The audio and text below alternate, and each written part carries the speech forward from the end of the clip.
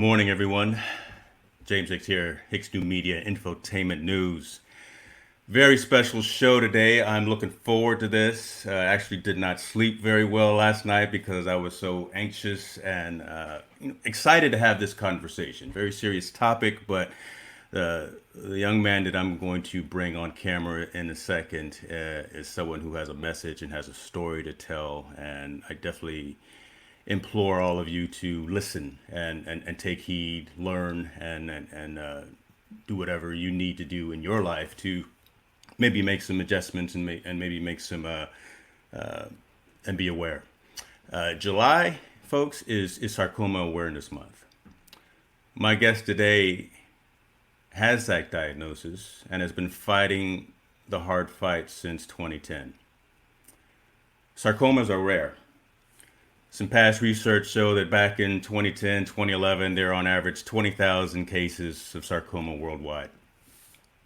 Compare that to the averages for breast, lung, colon, and other cancers, and that number is very low.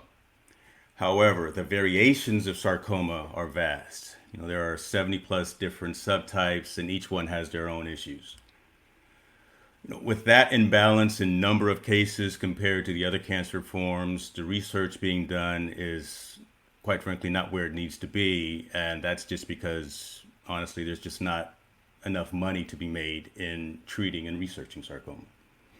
So the typical treatment options are primarily only those of chemotherapy and radiation. Since his first diagnosis back in 2010, Sonny has gone through a number of treatments. He's made some very conscious choices about what types of treatments he was going to participate in. We'll talk a little bit about that today. And soon he's going to be participating in a new trial cell therapy that essentially is a manipulation of his own immune cells. 2014 was a pretty stressful year for Sonny. After a few years of being declared NED, or no evidence of disease, he had a recurrence, which led to a number of corrective surgeries. This caused him to make the tough decision to formally retire after 23 years of service from the United States Air Force. Again, I encourage you to sit back and listen to this young man tell his story. This is my best friend's brother, so this means he's my brother. Ladies and gentlemen, Master Sergeant Sonny Burks. Sonny, how you doing, brother? Well, I'm doing well. Thank you for that intro. I really appreciate your consideration for helping me tell the story. Definitely, Ben. Definitely. I appreciate you wanting to tell your story, especially after everything you've gone through, everything you're about to go through, and to really clarify and explain from a person living with this condition, a person living with this diagnosis, what a day in the life is really about, as opposed to being talking head, someone who's not in your shoes, someone who's just reading or someone just writing about it. No, let's have the man who's literally there in the midst of this on and talk and tell your story. So, but first and foremost, I guess I want to say, let's be clear that cancer doesn't define you, and so. For everyone who's watching who doesn't know who you are, tell everyone who Sonny Burks is. Oh, man. I put you on the spot. I told you I was going to put you on the spot with that first one. That's why I didn't give you what that one was. You did. And I'll be honest, it's I guess who I am is just who I am.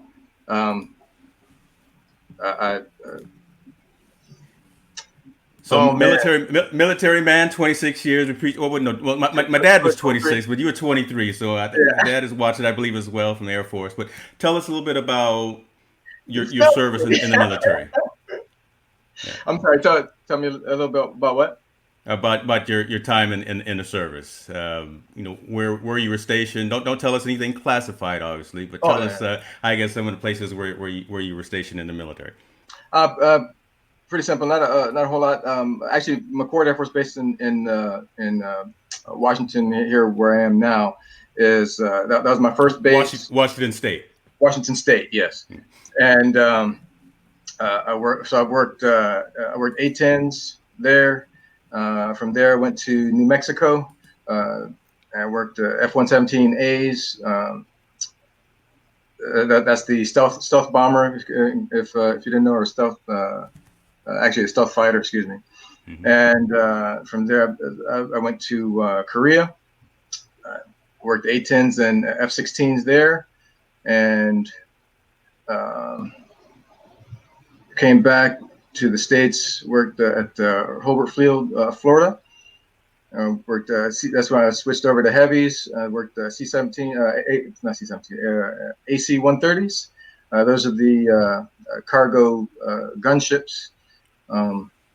And from there, throughout my whole career, I would come back to Washington to visit my wife's family. And, we fell in love with Washington. We hated it initially, or at least I hated it, and but grew to love it. And so we decided to settle down here. And beautiful, bright, sunny day today.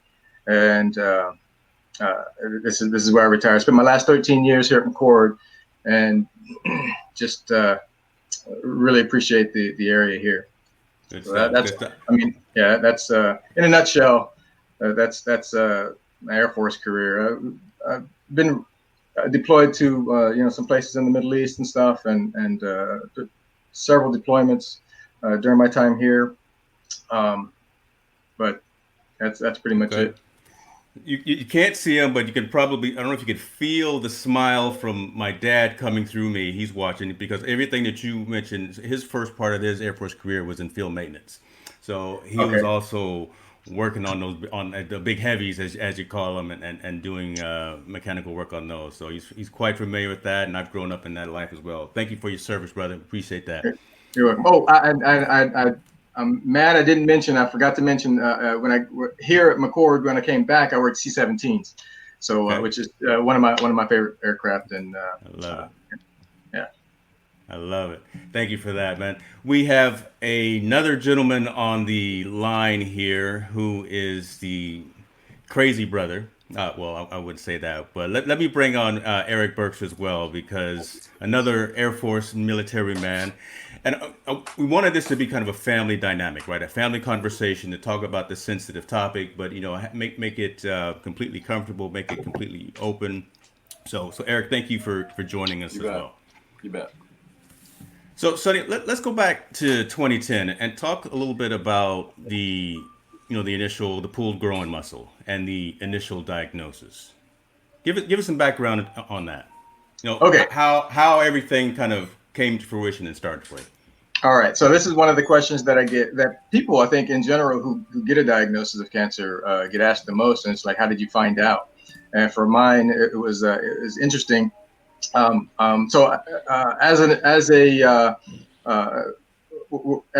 was a maintenance guy on C-17s here at McChord, and but I ended up being an instructor, which is my favorite. That was my favorite job in the Air Force.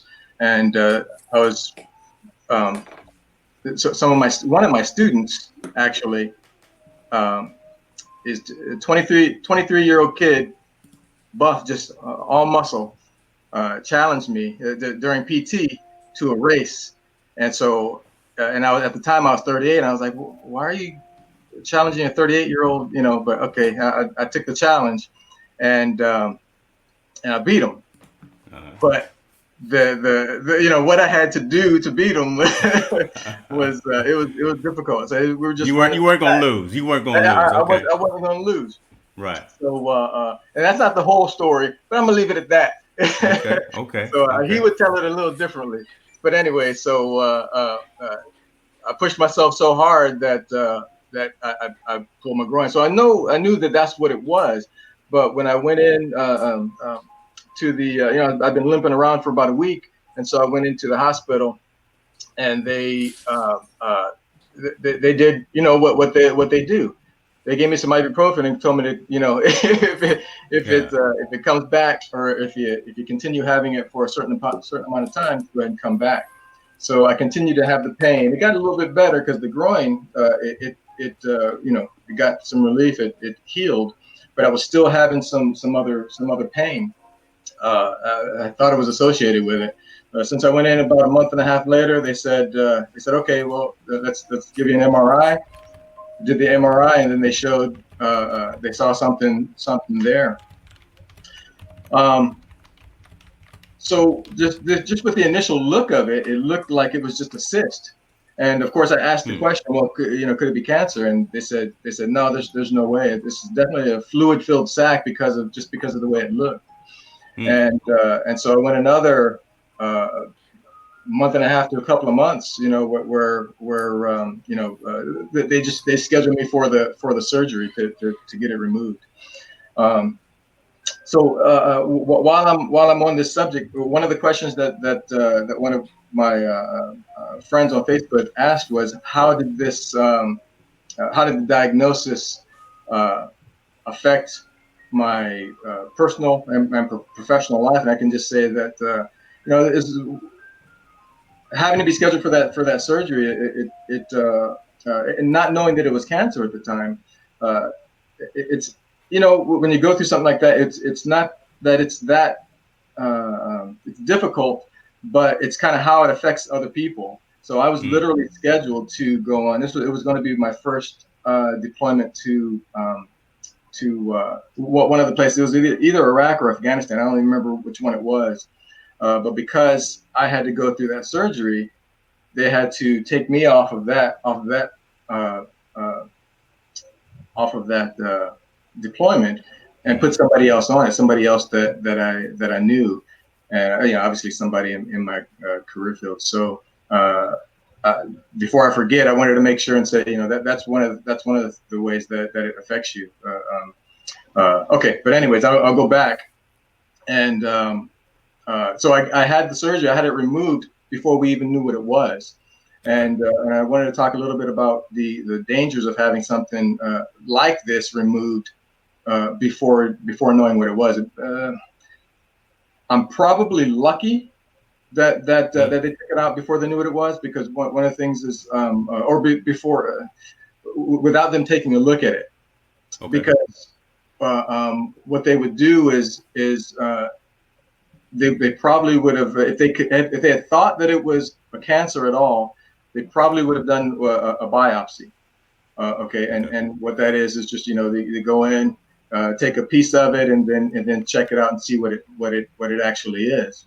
But because they didn't do that, they went in and they just they took it out. And the weird thing about this type of my particular tumor was, it was just on its own. It wasn't attached to anything. It was just there, and it was growing. So I remember talking to the doctor, and he said he thought he was going to have to take my tailbone and all this other stuff. He said he went in there, he opened me up, and it just came out. he just was able to pull it out. So so back to about getting that biopsy. So this was done before. I just want to be clear. So this was done before they even had the diagnosis of what state, of what it was. Okay, interesting. Yeah, okay. Yeah. And this is something that comes up in the discussions. So I'm a part of a couple of sarcoma support groups on Facebook. Mm-hmm. And this is one of the things a lot of people always ask: what is there anybody who had surgery prior to knowing what it is? Because it entails a couple of different things. So anyway, back to getting a biopsy. The thing with this type of cancer, if somebody had if they had done the biopsy, that there's always a danger of, you do the biopsy and then cells from the cancer, from the tumor, will be cut loose, and then they'll be free floating in your body. And but what you want is something that's just encapsulated. So that's one of the things that I was lucky for. They didn't do a biopsy, and so it just decreased the odds that the cancer would be spread through the biopsy itself. So so I'll take a step back. This is October, and they and I had the tumor removed. The doctor was like, it was a little harder than I thought it was going to be, because he thought it was just a fluid-filled sac. It's a little harder than I thought it would be. So he said I sent it in for biopsy. Okay, so I'm talking diagnosis now. After the surgery, Vivian and I've been my wife. We already had a vacation scheduled, so in Hawaii, and I was literally still recovering from my surgery. I'm trying to remember. I don't remember exactly how many days after the surgery it was, but I couldn't walk very well, and I was on convalescent leave, and I wasn't even sure that I could go on vacation while I was on convalescent leave, but went through all the steps I had to do, and we were able to go. So I went to Hawaii. And while I was in Hawaii, the doctor called and said, "Hey, can you come into to the office?" Wow. And when you get that call when they're saying, "Hey, you need that's to not come the in," call you want. Yeah, it ain't good, Yeah. So he didn't tell me over the phone. He said, "Oh, okay." I said, "Doc, I'm in Hawaii." He said, "Okay, well, just enjoy your time there." He said, "As soon as you get back, come into the office." Okay. So, so I had to go through the rest of my vacation, just knowing that there was something he was going to tell me. Yeah, and I just assumed that's what it was. I was like, okay, he was wrong. It's a cancer. So, so the main thing, I get back from vacation, we go, and he says it's myxoid liposarcoma. Mm-hmm. And another question that I get asked is what was your response when you found out? How did you feel when you found out? A lot of folks really go into a depression and start to because it is a difficult obviously thing to experience. Somebody tell you that you have cancer. Right. And me and Vivian were sitting there, and he said myxoid liposarcoma, and honestly, I started laughing because of the name. I was some part of me was glad that it had such a weird name, because I was like, what? Myxoid. I'd never heard of anything like it, and I didn't know that it was a cancer at the time. So, anyways, from there it was about what were my options. So my doctor, being a surgeon and not a specialist on sarcoma, all he could do at that point was to refer me. But I never went into the what do you call it? Never went into depression or asking why me. It just kind of, I don't know. I mean, I could talk about how I take things in like that. Yeah. Well, I guess let me interject and let me bring Eric in and ask. So, how was the conversation when you started telling your immediate family? Right. So when you picked up the phone and you called Eric, what was that conversation like? And then Eric, I guess if you could tell us, from a external caregiver, from a brother, from a family member, what was kind of the reaction that you had, and what kind of moves did you make? Well, he didn't have to go through depression, because I probably went through it for him. I was in a complete denial. I'm like, he knows I don't trust doctors, and the worst thing you can ever hear is that your baby brother, has this, sarcoma, and it wasn't good for me. It wasn't, it was hard for me to take in. It was hard. It was hard. It was hard. It's still hard, but. We hear you, brother. We hear you. So Sonny, again, as you were talking with folks, and as you were telling folks of your diagnosis early on, you were on vacation in Hawaii. What were kind of the next thing that you did after you left your vacation, coming back to the States, having that next meeting with your care physicians? What were the courses of action that they took you through? Okay, so the first things were my surgeon put me in contact with the so this is Madigan. This is the military hospital, it's not on McCord Air Force Base. It's on the Army base next door, and they have oncologists. Oncologists are the doctors that deal with cancer, and they basically gave me my options. And that's literally the first thing. They try to get you in contact with an oncologist as soon as possible, and all you can do is go, okay, these are my options, and you kind of got to choose one or choose none. My options there were radiation or chemotherapy. And I don't know that they actually gave me any specifics with as far as chemotherapy. So that they were not sarcoma specialists. So it's just you got a cancer. These are the options. These are the chemotherapy options that you have. So on the advice of one of my family friends who's a doctor, she said, you should get a second opinion, because this is, it's not a decision that you can take lightly. So and by the way, one of the things that I definitely want to pass on, and one of my messages is when or if you do become a patient, or if you have a family member who becomes a patient, we have to advocate for ourselves. I've got several stories of when I was going through radiation. I was having to go to my appointments. At the time, Vivian didn't have the ability to skip work and help me with my appointments at that time.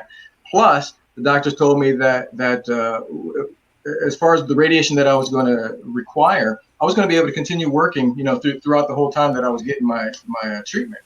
Well, 2 weeks in, I could barely walk. I was walking, I was inching my way through the parking lot to my appointments. And if anybody knows how big Madigan is, it's massive, So you park. First of all, you can't get any parking up close, and second of all, it's the building itself is just massive. So I was parking far away, and then I was inching my way through the parking lots to the back side of the building, to get to my appointments. And I realized about 4 weeks in that the doctors they didn't necessarily see me doing that. They didn't see me doing that. So one day I said, "Hey doc, you think it'd be possible for me to get a placard for my car, where I can park in the handicap, parking?" Yeah. And he was like, "Oh yeah, sure." And I was like, "Okay, doc, you think it'd be possible for me to get some crutches?" And he's like, "Oh yeah, that's no problem. I'll get them issued to you."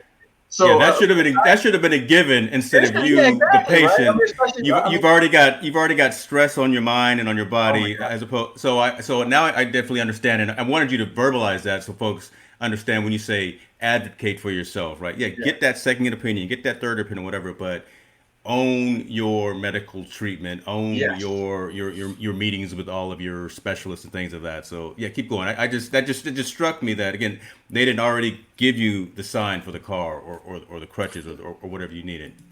Yeah. We can't be sure what our doctors are taking in. They've got so many patients that they go through. That they might not have noticed that I was inching my way into the into the waiting room. But anyways, So I definitely wanted to get that out. So my doctor friend said get a second opinion, and I wanted to pass on one of the things that she said. She said any doctor worth their salt would recommend that you get a second opinion. So if you have a doctor that says, you say, "Hey, I'd like to get a second opinion," and they get offended by that, that should be a red flag. And I just want to point that out. Okay. So anyways, my doctor, being who he was actually really great. He said, "Who would you like to get a second opinion through?" I told him, and he actually set it up. Next thing I knew, I had a second opinion. So unfortunately, the second opinion was radiation or chemotherapy. Again, the two therapies or the two options that we talked about earlier. Okay. That were available at that time, So it was, and actually, so I went to a place called SCCA, Seattle Cancer Care Alliance, and it wasn't just chemotherapy. They were going to put me on 3 different chemotherapies, and at the same time, and I was going to be an inpatient 5 days a week, and for like, well, pretty much until something happened. You know what I'm saying? Until my scans showed good or bad or indifferent, whatever. So so I went back to Madigan. I got the radiation, 6.5 weeks of radiation. Just for time's sake, I won't get into a whole lot of what that entailed, but I will say that it was definitely.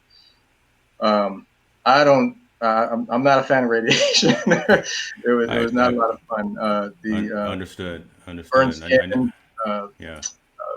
Yeah. So anyways, maybe later I'll get into that, because I could speak on that for a long time. Right. Let me pose this question that came up from someone watching right now, good friend of ours as well. And do you think you were exposed to anything doing some of those overseas or even here, right, in any deployments? Absolutely, I'd love to talk about that. So and again, one of the questions that I get asked a lot is, how did you get it? And especially for sarcomas right now, there isn't a lot of information on what causes sarcoma.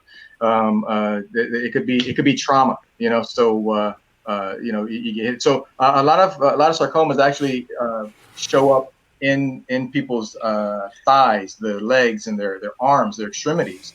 By the way, it's also it's more common in kids and younger people. Interesting. Yeah, it is. I've had several exposures to things. So I don't know if people are familiar with the in Okinawa. There are the school that I went to actually had they found barrels of contamination waste underneath the playgrounds where I used to play. Yeah. So and that's an ongoing issue that they're talking about. I think they've got it all cleaned up, but it's still the fact that so many children were exposed back then. And so I thought to myself, maybe it could be that. But then, I look around at all my friends, all my family, other people who were on that same playground as me, and I don't know anybody else who's gone through anything like this. And so I tend to say that it probably wasn't that. And then there's Camp Lejeune. And I don't know if anybody knows about. I was about so yeah. I was in Okinawa when that stuff happened. So the Camp Lejeune, there's the water in Camp Lejeune in North Carolina, and that's a continuing thing that people are asking questions about and finding more information about. I was there during the time where but then again, I look at my family, I look at my friends, and I think to myself, I don't know anybody personally who's going through that stuff, but we were there, during that time. Right. So, maybe it could have been that. And then I think about my, I think about a little bit about traumas, in karate class and kids being kids. I've been kicked. So, my tumor was appeared in my pelvic region. So I was thinking to myself, I've been kicked down there a few times, maybe it's something like that, but everybody gets kicked down there. So, and then I think about my Air Force career, and I think about the things that I was exposed to. I was very vigilant about my PPE. They call it personal protective equipment. So I always protected my eyes, my ears. I made sure I didn't have exposure to the chemicals and stuff that I worked with. But there were a few things that I know that, and I won't get into those, but that I know that we didn't necessarily know the effects of some of the things that I've been exposed to, and I know now that there are more things in place to help protect the people who are doing the same job that I used to do back then. So I could talk about what I think it is specifically, but I'll do that later. Yeah, no, and I appreciate that. I mean, you think about it, you're listening to cable TV late night or whenever, and you hear all of these adverts now about, were you ever in your previous time a job exposed to this, call this law for, because again, Yeah. now some of that research is coming out, the roundups, the asbestos, things of that nature, right? Which everyone kind of used just on a regular recurring basis, but really the effects and the toll on the body internally, no one knew about it at that, or it wasn't much addressed, I think, as it Yeah. probably is now. So unfortunately, some of those things may be affecting more and more individuals. Interesting. So let's keep going. Let's move on. I want to ask you this. You participated in a number of treatments, and we've talked about your conscious decision, as we called it, to look for a natural cure. Tell us a little bit about that journey and what that really means. Okay. So basically, what that means is I was probably like a lot of people. Essentially afraid of the treatments that they have for cancer. Chemotherapy. I wanted to avoid that as much as possible. If it was at all possible, I just didn't want to do it. So, and I'd been doing research on on YouTube and seeing these people who they put their videos out and they were hey, I was cured by with this or that. And it's obviously very intriguing. I remember one video. There was a woman who said she'd cured herself with what's called RSO. It's Rick Simpson oil, and Okay. What that is it's like CBD. It's cannabinoid. Basically. More to help with pain, because I do know some other cancer patients who are using CBD products, based Yeah, products, absolutely. mainly to help with the pain of the Absolutely. subsequent And chemotherapy. I suggested it helped me through a lot of stuff. So what I used was Rick Simpson oil. It was something that I got through a dispensary that was owned by a family friend. Okay. And I can't thank him enough for doing that for me. But well, I mean, I was bought it, so Yeah. but he definitely allowed me to get access to it and try it. At the time they were still it was just newly allowed, here in the state, Washington, Right. marijuana laws and stuff like that are now it's legal. So Right. anyways, I was trying it and I don't. So that was one of the things that I tried. I don't necessarily believe that it didn't work. It didn't work for me, but it was. I can't say that it was because it doesn't work. I can only say that I never found the amount that worked for me, and it was very difficult to tell what was actually, and I don't want to say what was in it, but so when people talk about curing yourself with stuff like that, they say, oh, well, you should have this much or that, and it was very difficult to figure out how much you were getting of what. There are a lot of different compounds, or at least 2 different compounds when you use something like that, and getting someone with expertise on, or finding someone with expertise on getting exactly how much you're going to need for your specific case is very difficult. So I can say that it didn't work for me. I wouldn't tell anybody not to use it, but I would say that give it a try and try to research as much as you can. What how much you need. And also just a lot. What I realized was a lot of videos that I'd seen were of different types of cancer, and sarcoma is a different beast. There just isn't a lot of information out there. So anyways, I tried that. Tried Rick Simpson oil. I also tried a thing called turkey tail. There is actually a lot of information on how that can help. It's a type of mushroom, and you can buy it right off the counter. And I can say that I tried that, and that didn't work for me. So over a period, after I was NED for that time, there were a couple of years after that I was trying these different things, and the whole time I was NED, I was getting scans every 3 months, and so I can say that after trying those things, it still it was still growing. Now I can say that the my tumors were growing slowly, and that's not necessarily the case with this type of tumor. There are a lot of stories that I read where it's very aggressive, and I like to think that taking those things helped to slow it at least. Okay. And again, from a definition perspective, I touched on it at the beginning. The NED, no evidence of disease, correct? I lost the question. No, I was just clarifying the statement NED, and that again, that's the no evidence of disease, correct? That is correct. That's correct. Okay. You're about to partake on a new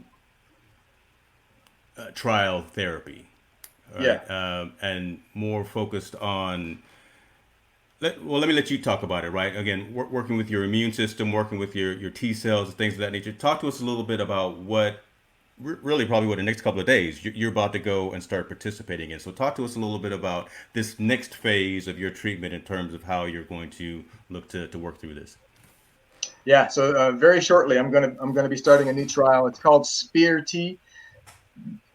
I actually haven't said that to memory, but I think it's in your the intro picture that shows exactly what that stands for. It is an immunotherapy, which basically means it's working with your own immune system, and basically strengthening your immune system. It's introducing your immune cells to the cancer cells that they should be fighting against, and it's just very exciting. And I want to take another step back and talk a little bit about there you go, specific peptide enhanced affinity receptor T cell. That's a long thing, but say that 3 times backwards.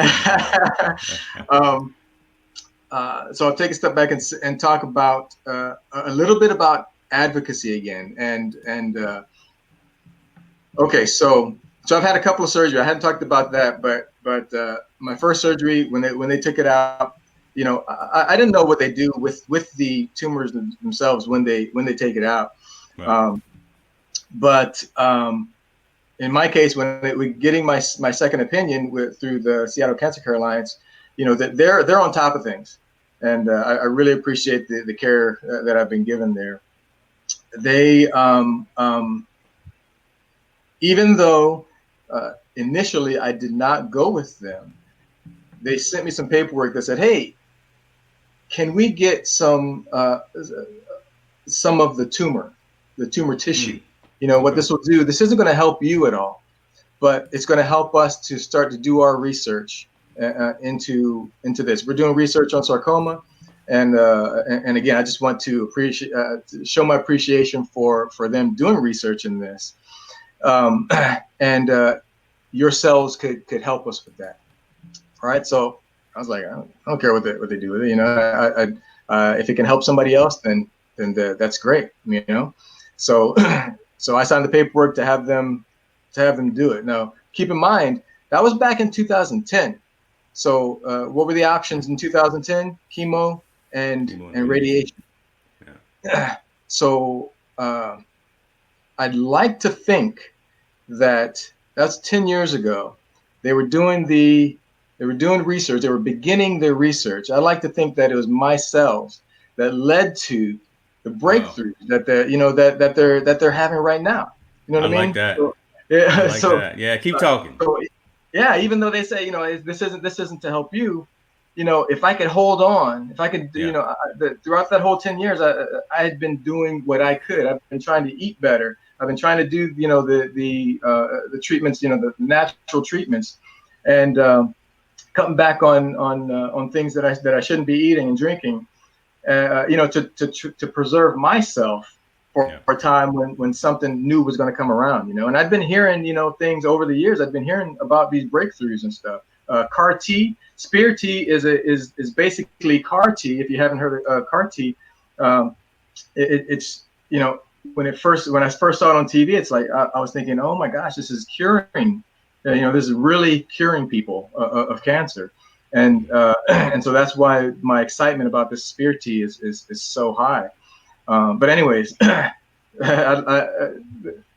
I was done, so I'd gone through chemotherapy and immunotherapies, different immunotherapies. I've gone through two different ones, and they as you get your scans, you find out whether it's working or not.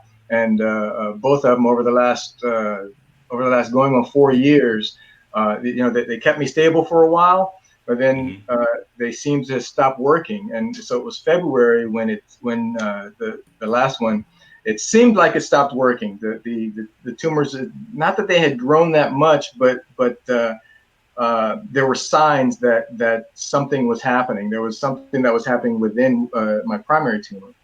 So they took me off of it, and it was this was February, and they said, okay, we'll test you and see if you're eligible for this new trial, this Spear T thing. There was a couple of different things that they were checking me out for, a couple of different trials, but this is the one that I wanted. Okay. Just because of what I'd heard about it. Anyways, oh shoot, where was I? So they were checking me out for it, and they had to make sure that I had these specific cells, that the tumor was expressing this certain thing. They had to make sure there were two different things, and they didn't know whether I was going to be eligible for it. And both those tests came back, and they said, "Yep, you got them." That's what we made this trial for. So would you like to move forward with this trial? And I said, heck yeah.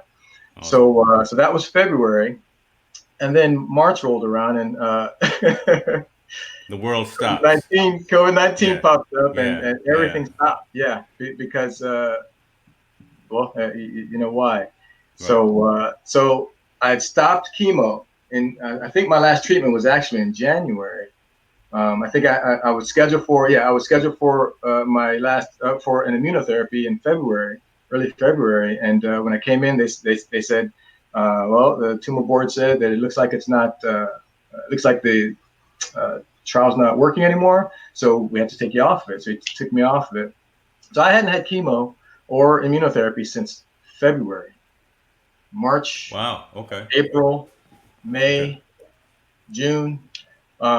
It's scary when you've gone years, and I like to say, in defense of chemo, as much discomfort as it can cause. I mean, it's kept me alive for these last 4 years. So being off of it was kind of a scary prospect, and so I was pushing, I was contacting the doctor every time I could, to see, when this trial was going to begin. It was going to get restarted. And so it wasn't until June that we were actually able to start talking about it. They got me in for what's called apheresis. One of the things that's kind of scary about this trial is the apheresis. They've got to take blood out. They take your immune cells from that blood, and then simultaneously they pump the blood back in on your other arm. So you're sitting there with both your arms. One arm you can't move. I couldn't move my right arm, and then my left arm was just a regular IV. And you got to sit there for 4 to 6 hours. For me, it was a little over 4 hours, and where they take your cells. After they take your cells, they send those cells off to a company that manipulates your immune cells. It takes them about a month. They show the immune cells the cancer that you wanted to kill, and then they multiply those immune cells, millions of cells. They freeze them, they send them back, and then they pump it back into you. So another part of it is the so a couple of issues that they have with this trial, or a couple of things that they found with it. When they pump these cells back into you, your immune system can go overboard. So because you got cancer cells inside, and they're going straight as soon as they pump it in, it's going straight to kill those cancer cells. That can it can overwhelm the body. It's called the cytokine release syndrome, CRS, and it can in the trial it has caused people to go into comas. It has it has its own set of risks. To mitigate that risk, to bring down your to mitigate that risk, they will knock your immune system down a little bit. So it's weird because they're trying to pump up your immune system, but at the same time they've got to bring it down when they pump it into you, so that your immune system doesn't overwhelm your body. So prior to giving me my cells back, what they're going to do is they're going to put me on 2 different chemotherapies that are going to kind of knock my immune system down, so that it won't, so the new cells won't overwhelm my system. And that's been working. They showed that to be able to work. And they also teach the nurses that are going to be helping me, what to look for, what's going to happen if, or what they can do if I do start to go into the CRS is what they call it. So they have protocols to keep me safe. But most of the people that did go through that, they were able to keep safe, and then they came out, and literally they'd come out of their comas with they become completely cured. I mean, it was crazy. At least very much better numbers than they came in with. Yeah, absolutely. Yeah. So it's literally. Well, I don't really want to get into the numbers because I don't know them off the top of my head, but the numbers look good. I'm the numbers guy for you today. So the link that I'm showing at the bottom there is actually a YouTube video from the primary organization that is leading this SPEAR T cell research. So I highly recommend folks that are watching to go take a look at that. It's definitely explained from a layman's terms, everything that Sonny was talking about, what he's prepping for and what he's going to be doing, and what kind of those tactics and remediation and things of that nature that he's going to be going through after the treatment. But so let me ask you this: how many times do you have to go through that treatment itself? Is it just a one shot? Figuratively speaking, is it just one shot, or is it multiple situations? Yeah, that's one of the things that kind of drew me to it as well, because you get they pump it into you, and then they just watch it. They watch the cells. It's a one-time thing. They give it to you, and then you just wait. So the typical protocol is once you get a treatment, they let you stew for about 3 months, and then they give you a scan and they see how the tumors react, and it's one time, and then the tumors are gone or they're significantly decreased. Now, having said that, basically, so it's like a year that they'll watch you afterwards, and there have been other people who've had the treatment for a year, and then they didn't have a complete response where everything was gone, and so they are able to give it to you again. They're still working on that protocol. I mean, on what works best. They're still working on that. So I know that there's one person who's been through the treatment, had a really good response, but a year later still had some cancer, some tumors, but still doing way better. And this person was actually able to go back to work. She wasn't able to work prior to, and had to go through another cycle. So far, it's like, to my knowledge, that didn't it didn't take as well as the first time, but I know that they're researching that, and it's always going to be specific to the person.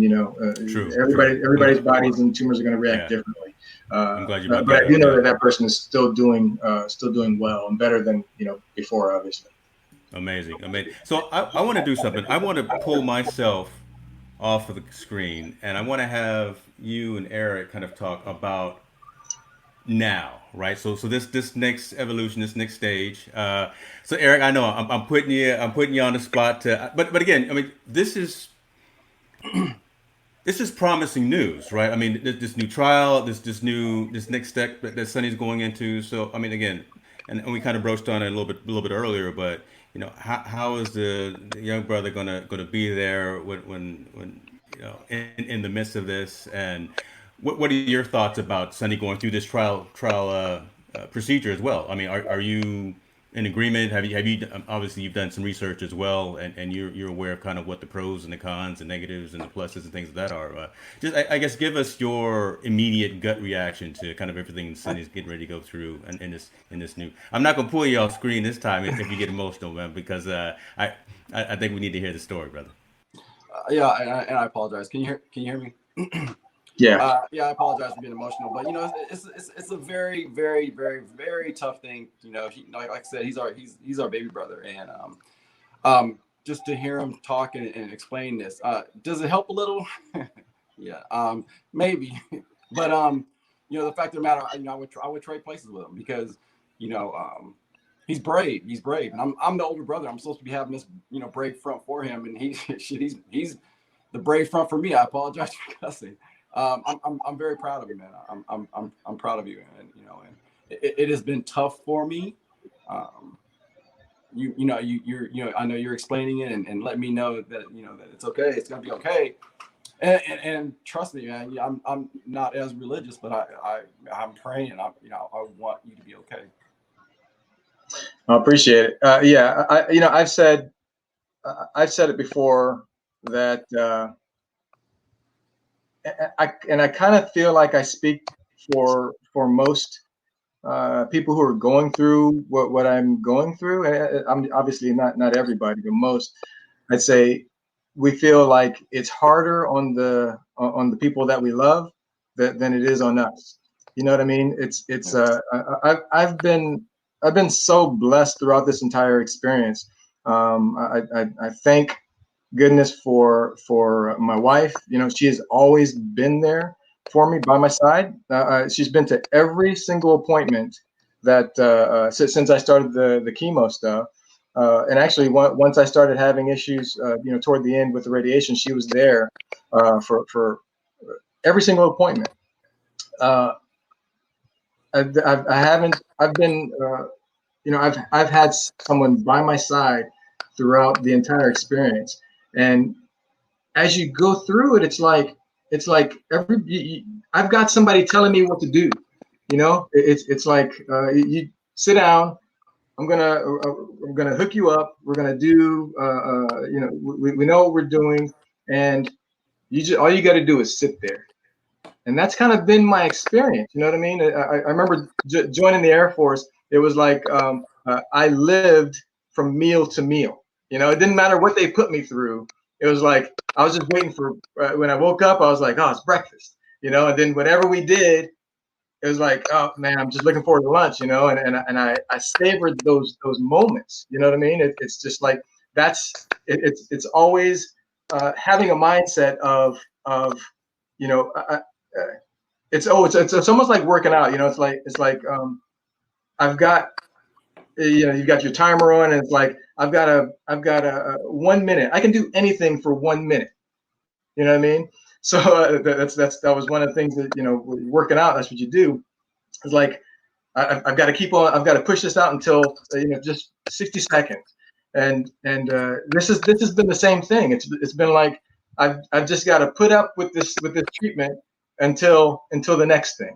And so it's like oh, I get my next scan, and every time it's been like it's like and I know this isn't the case for every time, but it's been I made it through, and I'm blessed that I was able to do that. I'm blessed that I've got people who know what they're doing. I'm blessed that I've got somebody who's who's by my side and to to help me get through this. And it's harder for the people that we love, especially for me, for Vivian, because she's got to watch me go through all the pain and suffering. I do want to say that there's a lot of pain. I'm in pain every day from various different things, but it helps that I've got people who are on my side, who are watching out for me, who are even just praying for me, because I do believe that prayer and positive thought, it helps. I've seen a lot of people who haven't had that type of support. And have to go through it alone. And I just think to myself, that's they're really my inspiration. Also, the people who are able to to go through this, and I don't know how they could do it. So. And the weirdest thing, sorry, I didn't mean to cut you off, but like the weirdest thing is that, you really kind of followed my footsteps when I was in the Air Force. I worked as an aircraft mechanic. And you're talking about PPE. I've gone in a fuel cell without a mask thinking I'm going to put this screw in. It's only going to take 5 minutes, being there 10 minutes with no PPE on, And JP4, it's probably cancerous. But yeah, definitely. But sometimes you make stuff like this, when it hits so close to home, it makes you really, really, really appreciate the people in your life, the people in your life, the people that you love. If I could tell anybody, just cherish those moments, because you never know. It's a scary. This is probably, me and James do shows all the time, podcasts, red carpets, but this is probably the toughest show I've ever had to do. Yeah, I get it. Yeah. Sonny, I will say that as you were talking, and I put a handful of them on the screen, right? You already know this, but right, the support system that you have had, current, past, and future, is enormous, right? You've got immediate family, extended family, friends, things of that nature. So I'm the research that I've done on these treatments that you're about to go through. Heck, I'm optimistic, incredibly. I believe exactly what you said. That's why I asked you to repeat it. The stuff that you sent them 10 years ago, brother, is the stuff that they're going to use to definitely knock this out, or definitely at least knock it down for you. So yeah, I think so. So this is so let's stay in touch as you go through this. As want to be completely respectful to your privacy and respectful to your family and the things that you're about to partake in, but would love to have a follow-on conversation with you about the progress, the steps necessary, because I think that there's healing in having the conversation. I think, right? I think this kind of, as I was saying on the pre-show, this definitely benefits, I think, you by having this conversation. But I didn't sleep well last night because I was, as Evie is saying, I was so anxious and really wanted to have this dialogue. And this is actually more therapeutic for us as it is for you. So, brother, with that being said, Sonny, I appreciate you for coming on. Eric, I appreciate you for coming on as well and sharing your thoughts and your story, enlightening us on both of your perspectives. As you step through this next stage of your treatment, as I say, keep us informed. I'll post the show notes with relevant resources that people can look at and learn more about sarcoma and this treatment. I'll post that YouTube video so folks can actually see that. It walks through a very interesting animation of, again, that whole process of manipulating the cells and how the expected outcome is. Yeah, it's good. With that, with that being said, brother Sonny, you got anything you want to say in closing? Yeah. So there's just a few things. I wanted to give thanks to you for considering me for this. This is one of the things I didn't mention. This is something that I've wanted to do. I've wanted to, and I spoke with Chris about my other brother, about wanting to put a sort of a video series together to try to help other people. One of the things that anybody who's going through what I'm going through, and this is going to help me, I think, and I hope to be able to kind of organize my thoughts around doing that. Oh, what was I going to say? Oh, yeah. I wanted to say that I had some questions from some of my Facebook friends. I tried to kind of put some of those answers in, but I know that there were a lot that I didn't get to, and hopefully I'll be able to get to that, or maybe add some of those questions to, or some of the answers to those questions. And I don't know if we'll have this video available for them to watch and put some of that stuff inside there. Definitely.